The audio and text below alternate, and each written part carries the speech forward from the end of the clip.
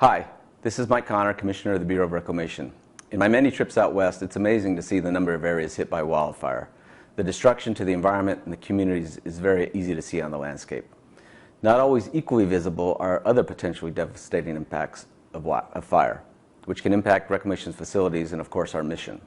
On reclamation lands, wildfires can cause erosion, sedimentation, and interrupt operations, which could significantly impact hydropower generation, the availability of water supplies, and water quality. The costs associated with these impacts can be very significant.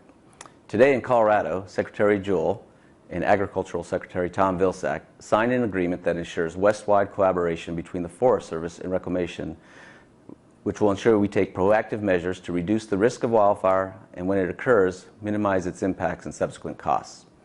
This Western Watershed Enhancement Partnership that was announced today was specifically mentioned in President Obama's Climate Action Plan. As noted, the partnership will help make natural areas and communities less vulnerable to catastrophic fire. This is incredibly important with the changing climate that we live in. Of course, the most immediate concern with wildfire centers on the health and safety of human life. We were reminded of this in a sobering way just a few weeks ago with the loss of 19 firefighters who were working to contain the Yarnell Hill fire in Arizona.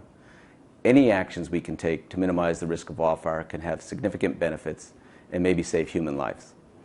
Under the new agreement, Reclamation and the Forest Service will work together and with other stakeholders to initiate preventative measures like fuel treatments, which can greatly reduce the intensity of fires when they start.